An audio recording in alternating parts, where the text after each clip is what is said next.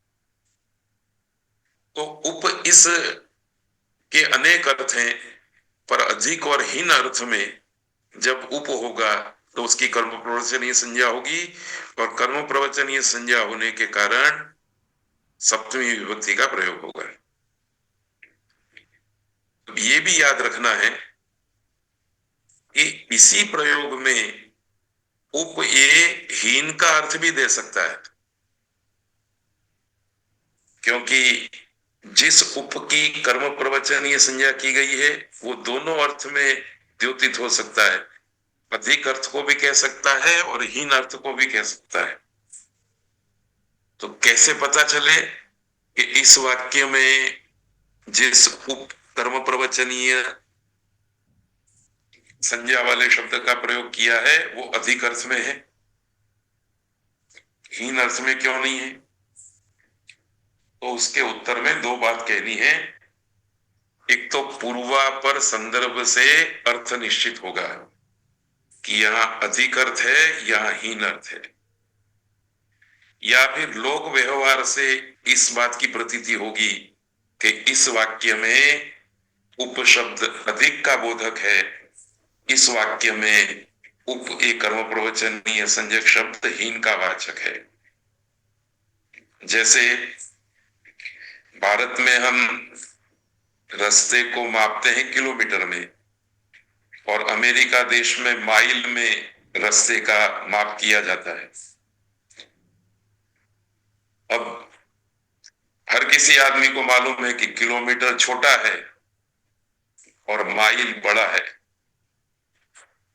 तो किलोमीटर और माइल के संदर्भ में हम उप का प्रयोग करें तो वहां अधिकता का अर्थ माइल के लिए जाएगा, और किलोमीटर की कोई बात कहना चाहेंगे तो हीन अर्थ में जाएगा। तो किलोमीटर से माइल अधिक है ऐसा एक प्रयोग हुआ,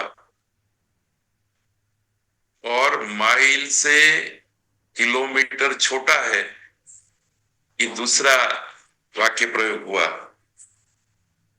इन दोनों वाक्य प्रयोगों में आप उप कर्म प्रवचनीय का प्रयोग कर सकते हैं, और माइल में भी और किलोमीटर में भी सप्तमी विभक्ति का प्रयोग करेंगे। तो इस वाक्य में उप का प्रयोग अधिक अर्थ में है, किस वाक्य में उप का प्रयोग हीन अर्थ में है, इसकी प्रतीति जनरल नॉलेज से होगी। पर यदि आपके पास ये नॉलेज नहीं है तो वास्तविक अर्थ तक आप नहीं पहुंच सकते। ये बात मैंने इसलिए भी कही कि संस्कृत के बहुत सारे आयुर्वेद के ग्रंथ, गणित के ग्रंथ और भी चित्रकला के, संगीत कला के ग्रंथ इसलिए भी हमारी समझ में नहीं आते हैं कि ऐसे संस्कृत के रीति से अभिव्यक्त अर्थ को बताने वाले उन वाक्यों का इंटरप्रिटेशन हम ठीक तरह से नहीं कर पाते। तो संस्कृत जगत के सामने समस्या भी है। इसे हम इस तरह से कहेंगे कि पहले आपको लोक में घूम करके किलोमीटर कितना लंबा होता है, माइल कितना लंबा होता है, इसका ज्ञान प्राप्त कर लेना चाहिए। बाद में फिर किसी ने प्रयोग किया हो तो आप समझ सकेंगे कि ये माइल बड़ा है और किलोमीटर छोटा है। पर आपको मालूम ही नहीं है कि माइल कितना है, किलोमीटर कितना है, और आपको ये वाक्य दे दिया जाए जैसे यहां खारी और द्रोण है। अब ये सूत्र का इंटरप्रिटेशन आप पढ़ेंगे तो दोनों बात हो सकती है कि द्रोण छोटा है और खारी बड़ी है, खारी छोटी है, द्रोण बड़ा है, क्योंकि उप तो हीन अर्थ भी देता है और अधिक अर्थ भी देता है। इसलिए लोक व्यवहार से आपको पता करना पड़ेगा कि खारी बड़ी है, खारी वजन बड़ा है, द्रोण छोटा है। तो इन सूत्रों के अध्ययन अध्यापन के समय में इस प्रकार की चर्चा नहीं होती है, इसलिए पढ़ने वाले विद्यार्थी को ये बात स्पष्ट नहीं होती। फिर वो सोचता है चलो इसको रट लेंगे और बात खत्म कर देंगे। पर भाषा प्रयोग का जो संपूर्ण दृश्य है, चित्र है, प्रसंग है, वो जब तक हमारे दिमाग में स्पष्ट रूप से प्रत्यक्ष नहीं होगा, हस्तामलकवत नहीं होगा, तब तक इन सूत्रों का महत्व, इन सूत्रों की उपयोगिता, इन सूत्रों को पढ़ करके प्राप्त होने वाले आनंद की अनुभूति हम नहीं कर सकते। तो अधि ब्रह्म दत्ते पंचालाह। अब देखिए ये भी कितना खूबसूरत वाक्य है। कर्म प्रवचनीय संज्ञा करने के प्रकरण में एक सूत्र है, अधिरीश्वरे। अधि ईश्वर शब्द के अर्थ में वर्तमान हो तो उसकी कर्म प्रवचनीय संज्ञा होती है। निपात संज्ञा भी होती है और कर्म प्रवचनीय संज्ञा भी होती है। कर्म प्रवचनीय संज्ञा का फल इस विधि सूत्र से प्राप्त होगा।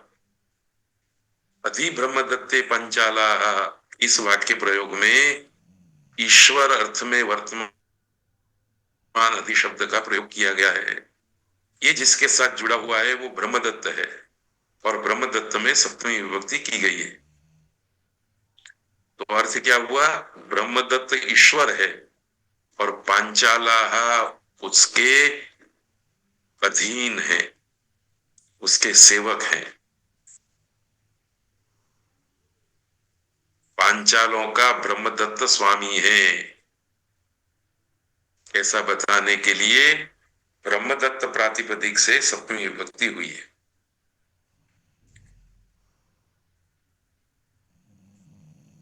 अब ऐसे आप 2 4 6 वाक्य बनाने का प्रयत्न करेंगे, तब आपको संस्कृत के स्वाभाविक वाक्यों को बोलने और सुनने का आनंद प्राप्त होगा। अधि भगवती भक्ताः, अधि भगवती भक्ताः, भगवान के, भगवान स्वामी है भक्तों के, ये अर्थ आएगा। पंचालों का ब्रह्मदत्त स्वामी है, तो ब्रह्मदत्त के साथ अधि शब्द जुड़ा हुआ है जो स्वामी के अर्थ वाला है।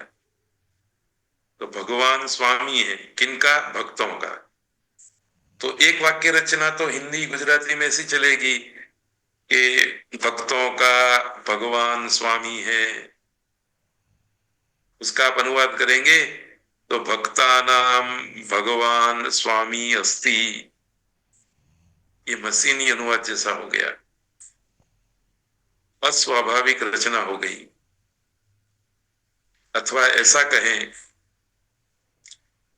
कि गांव में लकड़ी के चूल्हे पर मिट्टी के तवे में बाजरी की रोटी का जो स्वाद है, वो शहर के गैस के बर्नर पर लोहे की तवी में बनाए हुए बाजरी की रोटी में नहीं आ सकता है। तो स्वाभाविक टेस्ट तो लकड़ी वाले चूल्हे से मिट्टी के तवे में गांव में जिस प्रकार से बाजरी की रोटी बनाई जाती है उसमें है। तो भाषा में भी बाजरी की रोटी दोनों जगह पर है। तो टेस्ट यदि आपको रियल करना है तो आपको ऐसे बोलना पड़ेगा, अधि भगवती भक्ता, अधिराजनी प्रजा, अधिगुरौ शिष्या, अधिपितरी पुत्रा, अधिमातरी पुत्राः, अधिभ्रातरी अनुजाः। ये संस्कृत की प्योर वाक्य रचना है, संस्कृत की संस्कृत पद्धति से की गई वाक्य रचना है। और जब हम ये बोल देते हैं कि छोटे भाइयों का स्वामी बड़ा भाई है, तो अनुजानाम स्वामी ज्येष्ठः अस्ति, तो ये सब कृत्रिम वाक्य रचना है। इस दृष्टि से इन सूत्रों को पढ़ेंगे तो आपको आनंद आएगा। तो दो चार प्रयोग ऐसे बनाते रहिए आप और आनंद लेते रहिए।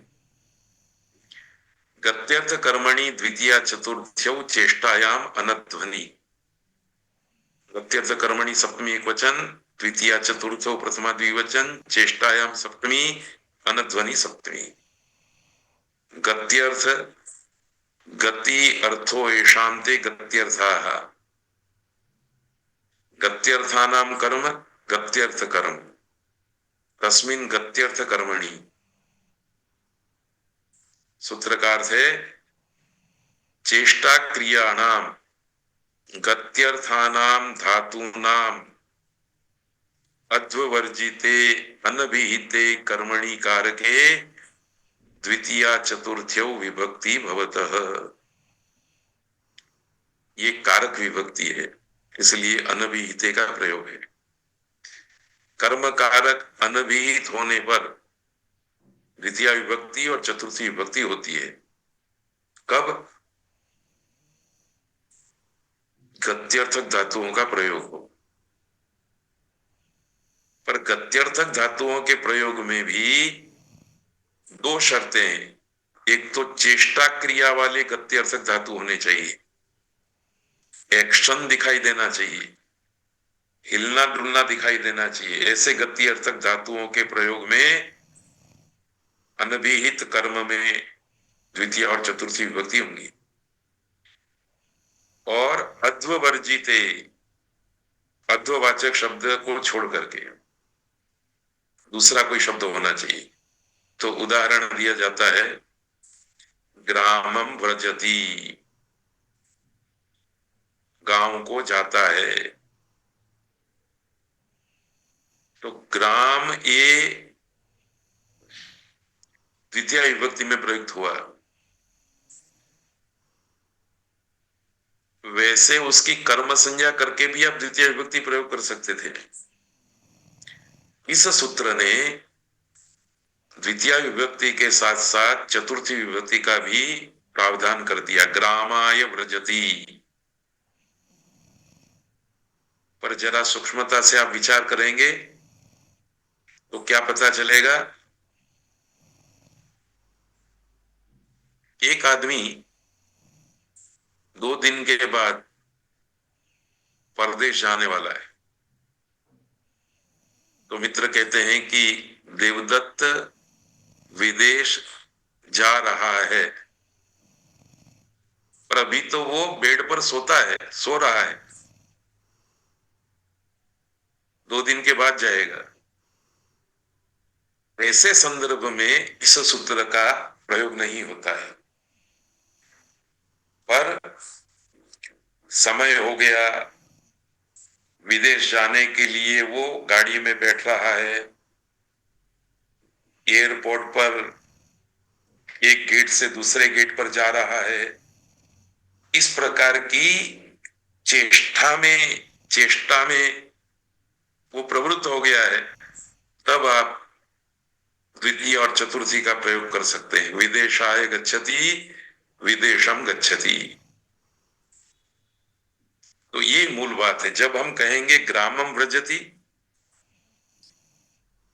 तो उसकी एक अर्थ छाया ये है कि गांव को जा रहा है, शहर को नहीं, वन को नहीं, नदी को नहीं, पर्वत को नहीं। जाने की क्रिया में गांव को उसने इप्सिततम समझा है। ये एकदम सादा प्रयोग हो गया, कारक विभक्ति वाला प्रयोग हो गया। पर जब गांव को जाने के लिए वो कपड़े पहन लिए, जूता पहन लिया, हाथ में लाठी ले ली, चलना शुरू कर दिया, फिर हम व्रजति क्रिया का प्रयोग करते हैं तो हमारे पास दो विकल्प होते हैं कि ग्राम में आप द्वितीया भी कर लीजिए, चतुर्थी भी कर लीजिए। ग्रामाय व्रजति, ग्रामम व्रजति। तो ये एक छोटा सा सूक्ष्म भेद है। गांव को चलकर चेष्टा करके जाएगा, मतलब चलना शुरू कर दिया है, एक्शन में आ गया है, तब हम इस वाक्य का प्रयोग करेंगे।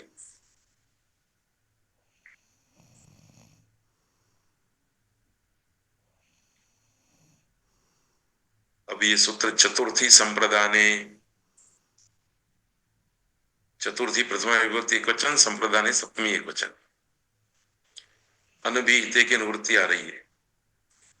अनभिहिते संप्रदाने चतुर्थी विभक्ति भवती। तो इसके ऊपर ज्यादा बात करने की जरूरत नहीं है। अनभिहिते कर्मणि तृतीया विभक्ति भवती, एक सूत्र हम पढ़ चुके, कर्मणि तृतीया।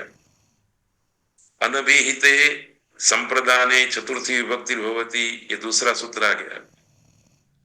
अनभिहित संप्रदान में चतुर्थी विभक्ति होती है।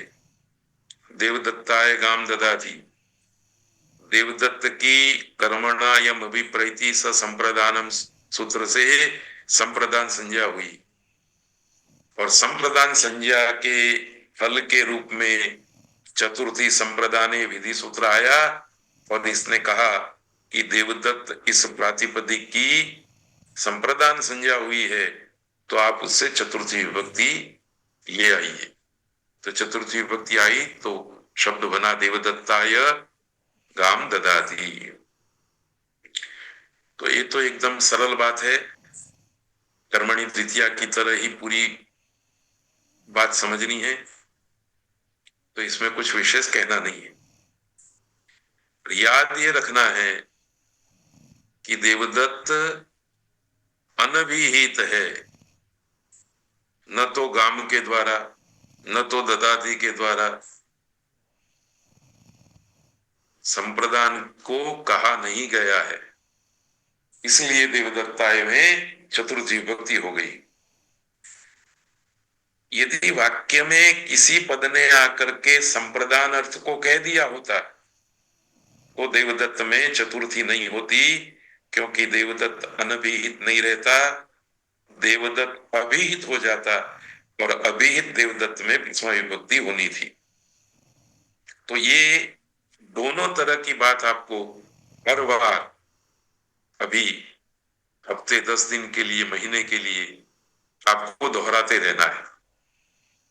भले उसका वाक्य प्रयोग अभी आपके सामने नहीं है कि चतुर्थी विभक्ति किसने कह दी है, और चतुर्थी नहीं सॉरी संप्रदानत्व किसने कह दिया है, और संप्रदानत्व उक्त है, इसलिए उक्त संप्रदान में प्रथमा विभक्ति की जा रही है। ऐसा प्रयोग भले अभी आपके ध्यान में नहीं है, पर मन में ये बात फिर से स्मरण कर लेनी है कि देवदत्त में चतुर्थी इसीलिए हुई है कि देवदत्त में जो संप्रदान है वो किसी से अभिहित नहीं हुआ है। यदि अभिहित हो गया होता तो चतुर्थी नहीं करनी थी, उसकी जगह पर मुझे प्रथमा करनी थी। ये बात इस तरह से एक बार मन में ले आनी है। तो ज्यादा चर्चा नहीं करेंगे। नमः स्वस्ति स्वाहा स्वधा अलम वसट योगाच्च, इसमें नमः स्वस्ति स्वाहा स्वधा अलम वसट योग, इन शब्दों का प्रयोग है, द्वंद्व समास है।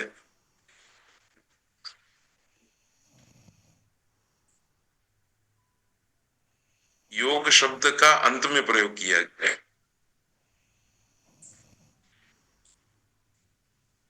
और द्वंद्वान्ते श्रूयमाणम पदम प्रत्येकम अभिसंबध्यते, ऐसा एक वाक्य है। फिर से मैं इस वाक्य को बोलता हूं, द्वंद्वांतम पदम प्रत्येकम अभिसंबध्यते। तो नमः से लेकर के वशक तक हमने द्वंद्व समास किया, और द्वंद्व समास वाले इस पद के पीछे योग शब्द रख दिया, तो इस योग शब्द का संबंध नमः के साथ भी है। मैं ये कहना चाह रहा हूं कि भले पाणिनि ने नमः स्वस्ति स्वाहा स्वधा अलम सठ योगा ऐसा प्रयोग किया, पर इसको अलग अलग करके हम ऐसे देख सकते हैं, तो ऐसे देखना चाहिए, नमः योगात, स्वस्ति योगात, स्वाहा योगात, स्वधा योगात, अलम योगात, वसट योगात। योग शब्द को नमः स्वस्ति स्वाहा सबके साथ जोड़ देना है। तो ये बात मुझे याद आई तो मैंने आपको कह दी है। बाकी तो सूत्र का सीधा अर्थ है, अनभिहिते की अनुवृत्ति नहीं लाए हैं। इसी के ऊपर से हमको पता चल जाना चाहिए कि ये उपपद विभक्ति है।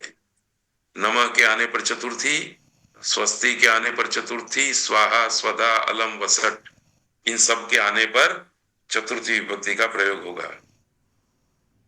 नमो गुरुभ्यः, नमो देवेभ्यः, स्वस्ति प्रजाभ्यः, अग्नये स्वाहा, सोमाय स्वाहा, स्वधा पितृभ्यः, अलम मल्लो मल्लाय। यहाँ अलम है वो अर्थ का बोधक है, पर्याप्ति अर्थ वाला अलम शब्द है। तो एक्स वस्तु वाय वस्तु के लिए पर्याप्त हो तो उसमें भी चतुर्थी विभक्ति का प्रयोग होता है। तो 5 किलो हलवा बनाने के लिए इतना घी पर्याप्त है, ऐसा हम हिंदी में वाक्य बोलेंगे। तो 5 किलो हलवा के लिए यह घी पर्याप्त है।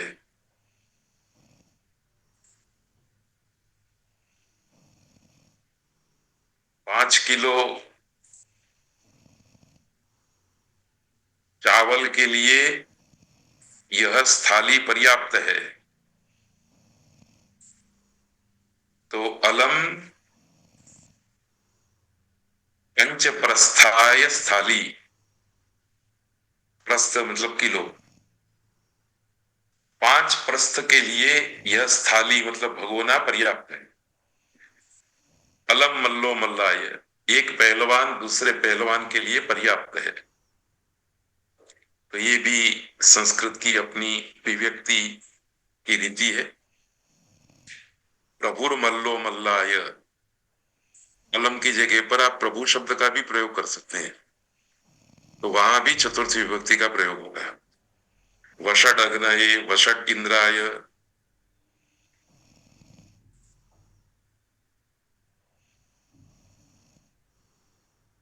एक और सूत्र हम पढ़ते हैं, कर्तृकरणयोस् तृतीया। इससे पहले हमने 2 सूत्र पढ़े, एक आज और एक गत पाठ में, कर्मणि द्वितीया गत पाठ में। आज हमने चतुर्थी संप्रदाय दूसरा सूत्र पढ़ा, तीसरा ये सूत्र आया, कर्तृकरणयोस् तृतीया, अनभिहिते की अनुवृत्ति है। ये भी उसी पद्धति से पढ़ना है। अनभिहित कर्ता में अनभिहिते कर्तृकरणयोः तृतीया विभक्तिर्भवति। अनभिहित कर्ता में तृतीया विभक्ति होती है, अनभिहित करण में तृतीया विभक्ति होती है। तो तृतीया विभक्ति कर्ता में भी होगी और करण में भी होगी। शर्त क्या है, कर्ता भी अनभिहित होना चाहिए और करण भी अनभिहित होना चाहिए। कर्ता अनभिहित है तब आई हुई तृतीय विभक्ति का प्रयोग है, देवदत्तेन कृतम यज्ञ दत्तेन प्रोक्तम। करण कारक अनभिहित है, इसका उदाहरण है सीना छिन्नति दात्रेण लुनाति।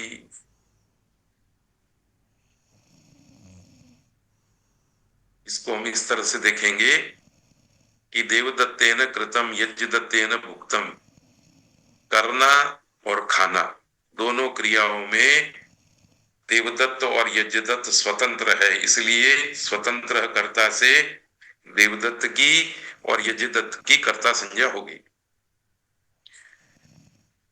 तो दोनों जगह पर देवदत्त और यज्ञदत्त करता है, पर कृतम में जो त प्रत्यय आया, भुक्तम में जो त प्रत्यय आया, उस त प्रत्यय ने कर्म अर्थ कह दिया। तो कर्ता, करण, संप्रदान, अपादान, अधिकरण, ये 5 कारक अनुक्त हो गए। कर्ता कारक भी अनुक्त हो गया, तो अनुक्त कर्ता में तृतीय विभक्ति आ गई। क्योंकि भुक्तम में जो त है उसने कर्म अर्थ किया है,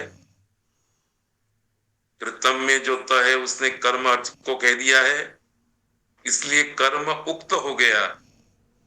उक्त कर्म में द्वितीय विभक्ति नहीं होती,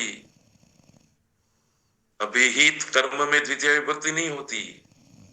द्वितीय विभक्ति तो अनभिहित में होती है, अनुक्त में होती है। इसलिए इस वाक्य प्रयोग में जो आप कर्म रखेंगे वो अभिहित कर्म है, उक्त कर्म है, इसलिए उसमें प्रथमा विभक्ति होगी। देवदत्तेन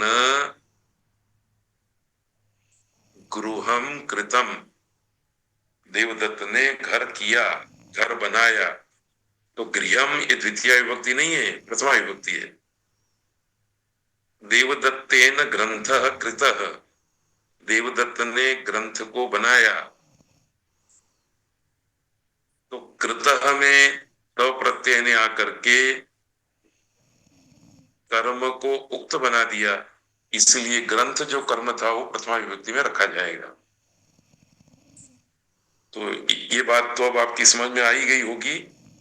फिर भी दिन में एक आध बार उक्त अनुक्त की, उक्त अनुक्त का इसी तरह से विचार कर लेना है।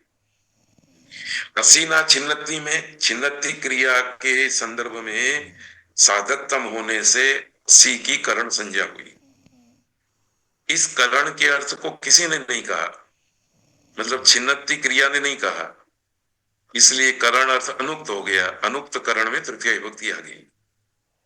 पर मानो कि छिन्नति क्रिया के द्वारा करण अर्थ कह दिया गया होता तो असीना में तृतीय विभक्ति नहीं होती, प्रथमा विभक्ति होती। ये भेद है।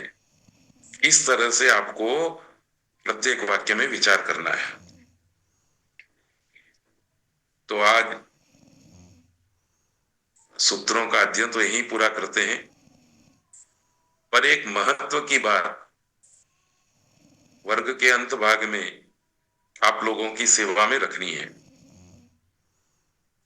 देखिए, संस्कृत की वाक्य रचना किस प्रकार से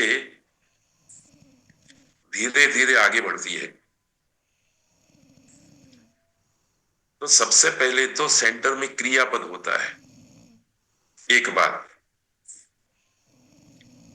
उस क्रियापद के चारों ओर 6 कारक होते हैं।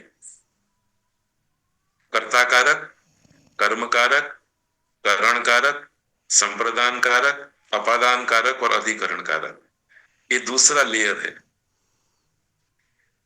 पहले क्रिया, जैसे कि लिखती, उसके चारों ओर ये 6 कारक रहेंगे। आप इस तरह से विचार कर सकते हैं कि पहले क्रमांक में अकेला लिखती लिखिए, यह भी एक वाक्य है। दूसरे क्रमांक में छात्रः लिखति, ये वाक्य थोड़ा बड़ा, इसमें लिखती क्रिया के कर्ता के रूप में हमने छात्र को रखा। तीसरे वाक्य में हमने कर्म भी बनाया, छात्रः उत्तराणि लिखति। इस तरह से 0 पर लिखत, 1 पर लिखति, 2 पर कर्ता और क्रिया, 3 पर कर्ता क्रिया और कर्म, 4 पर कर्ता कर्म करण और क्रिया, 5 पर कर्ता कर्म करण संप्रदान और क्रिया, 6 पर कर्ता कर्म करण संप्रदान अपादान और क्रिया, और 7वें पर क्रिया कर्ता कर्म, करण, संप्रदान, अपादान और अधिकरण, ये मूलभूत वाक्य बने। इसके बाद फिर छात्र का भी कोई संबंधी शब्द है जो षष्ठी विभक्ति में आएगा। षष्ठी विभक्ति बाहर पड़ी हुई है, ये पहले लेयर में, पहले वर्तुल में षष्ठी विभक्ति को कोई स्थान नहीं है, वो दूसरे लेयर में पड़ी हुई है।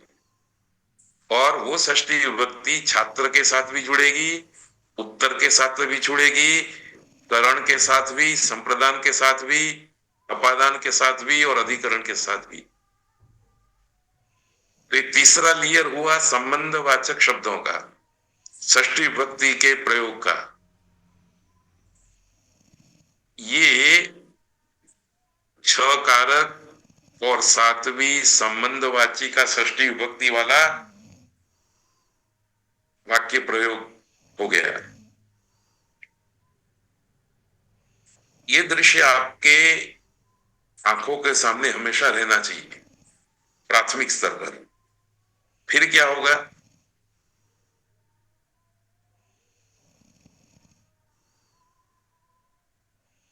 ये संबंधवाचक शब्द तो थे, अब एक चीज और बढ़ेगी जिसे हम कहते हैं विशेषण। इस कर्ता का विशेषण हो सकता है, इस कर्ता का जो संबंधवाचक शब्द था उसका भी विशेषण हो सकता है। तो कर्ता का विशेषण और कर्ता के संबंधवाचक पद का भी विशेषण, कर्म का भी विशेषण और कर्म के संबंधवाचक पद का भी विशेषण, क्रिया के साथ जो करण कारक जोड़ा उस करण कारक का संबंधवाचक शब्द भी और करण का विशेषण भी और संबंधवाचक शब्द का भी विशेषण। इस तरह से क्रियापद का पहला लेयर 6 कारक, दूसरे लेयर में आप रखिए षष्ठी विभक्ति के प्रयोग, फिर आप इन कारक और षष्ठी विभक्ति के प्रयोग के बीच में एक लेयर की कल्पना कीजिए जिसमें कर्ता का विशेषण, कर्म का विशेषण, करण का विशेषण, संप्रदान का विशेषण, उपादान का विशेषण और अधिकरण का विशेषण आएगा। तो ये विशेषण वाला सेकंड वर्तुल यहां आएगा और वही फिर रिपीट होगा संबंधवाचक शब्दों के बाद विशेषण। इस तरह से वाक्य की तरंगे बढ़ती जाएंगी। ये मूलभूत वाक्य रचना है। इसी मूलभूत वाक्य रचना की समझ अष्टाध्याय के दूसरे अध्याय के तीसरे पाद की समाप्ति तक हमें हो जानी चाहिए। तो कैसे करेंगे हम? तो लिखती क्रियापद है मानो के, तो लिखती में ती क्रिया के द्वारा कर्तार्थ को कह दिया गया है, तो कर्तार्थ उक्त हो गया। उक्त कर्ता में प्रथमा विभक्ति होगी, कर्म अनुक्त है, करण अनुक्त है, संप्रदान अनुक्त है, अपादान अनुक्त है, अधिकरण अनुक्त है। इसलिए कर्म में द्वितीया, करण में तृतीया, संप्रदान में चतुर्थी, अपादान में पंचमी, अधिकरण में सप्तमी विभक्ति होगी। पर कर्ता में चूंकि लिखती क्रिया के द्वारा कर्तार्थ कह दिया गया है इसलिए कर्ता में प्रथमा विभक्ति होगी। ये यदि आपके समझ में आ गया तो अब कर्म का संबंधी वाचक शब्द है उसमें तो षष्ठी विभक्ति, करण का संबंधी वाचक शब्द है तो षष्ठी, संप्रदान का संबंधी है षष्ठी, वो सब एक जैसे ही पद है षष्ठी विभक्ति वाले। ये दूसरा स्टेप हुआ। तीसरे स्टेप में कर्ता का विशेषण आएगा, वो कर्ता के अनुरूप ही विभक्ति लेगा, वचन लेगा, लिंग लेगा। संबंधवाचक पद का भी विशेषण आएगा, वो विशेषण संबंधवाचक पद का लिंग लेगा, वचन लेगा, विभक्ति लेगा। इस तरह से सामान्य वाक्य रचना बिना किसी एक दूसरे के साथ आटी गुठी किए हुए सीधी सी सादी सी वाक्य रचना आपके आंखों के सामने स्पष्ट हो जानी चाहिए। और अंतिम बात कि वाक्य में जैसे आपने गच्छति क्रिया के संदर्भ में ये 3 सर्कल बना दी, ये गच्छति क्रिया की भी एक उपक्रिया हो सकती है, उसकी भी कोई उपक्रिया हो सकती है। जितनी उपक्रियाएं होंगी उसमें भी इसी प्रकार के वर्तुल चलते रहेंगे। जैसे इस गच्छति के चारों ओर कर्ता, कर्म, करण, संप्रदान, अपादान, अधिकरण है, उनका संबंधवाचक शब्द है, उनके विशेषण, कर्ता का विशेषण, कर्ता के संबंध शब्द का विशेषण, ऐसे ही यहां भी है, ऐसे भी यहां भी है।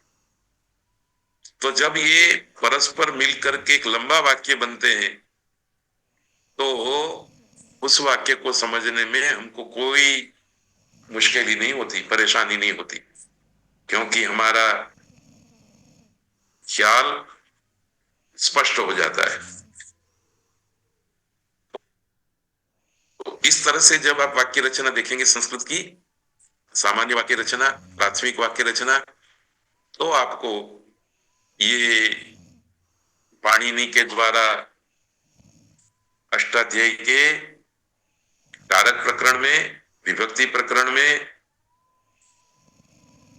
अब तक के सूत्रों में जिस प्रकार की वाक्य रचना का हमको बोध दिया गया है, वो धीरे धीरे आकार लेकर के आपके सामने प्रकट होगा। तो इन्हीं शब्दों के साथ आज का वर्ग पूरा करते हैं। सबका धन्यवाद है। सर्वेभ्यो नमः। ओम शांति ही शांति ही शांति। धन्यवाद जी सर, नमस्ते।